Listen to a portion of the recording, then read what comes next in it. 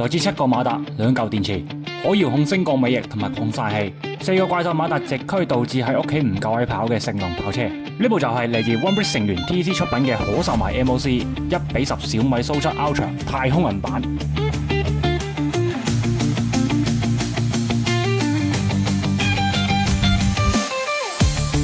作為可售賣 MOC， 包裝雖然樸實無華，但零件分包都係有做嘅，並且贈送咗 MOC 嘅名牌，算係有買車嘅儀式感。喺砌嘅過程中，因為部車嘅初衷係為咗落地跑嘅，所以喺懸掛嘅避震、馬達嘅放置都做咗好多固定。喺底盤階段就已經好穩定，真係死方佢開下會散骨。但正因為咁，呢部車嘅搭拼容錯率比較低，建議喺砌嘅時候同時測試下馬達嘅功能 work 唔 work。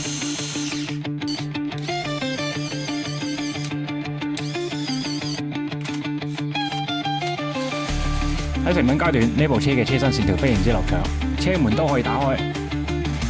前排有還原電車嘅大 mon， 2個賽車座椅，後排安置2個宇星4通道電池，2個電池嘅 AV 通道分別接入4個怪獸馬達，其餘嘅通道就分別控制尾翼嘅升降、擴散器同埋行駛轉向。並且行駛轉向係有做方向盤聯動嘅。4個車門嘅關閉都係特點卡住，目的就係保證跑車穩固度。雖然2622個顆粒，但因為98%係高端零件，搭拼手感一流，唔會砌到好辛苦，搞到手指痛。成部車一體性唔錯，冇乜地方容易甩。全車最薄弱嘅地方應該就係車油燈嗰度。至於跑車嘅表現，因為4個怪獸馬達真係太離譜啦，喺屋企根本就唔夠位跑，只可以放佢喺第9屆 OneBricks 遙控賽嘅表現，可以睇得出真係好鬼猛，甚至可以強行漂移。所以整體嚟講，呢部1:10小米 Soul 7 Ultra 喺一體性同落地表現都係唔錯嘅 MOC。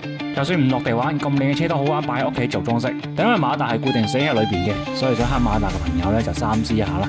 如果睇到呢度都仲係有興趣嘅話，可以聯繫下作者睇下仲有冇存貨可以買喎。好嘅，本期視頻就到呢度。如果1到5分，你會為呢期視頻打幾多分呢？大家有咩想講嘅就歡迎留言或發評論，或者想講嘅就點讚加關注。我係冷傑，下次見。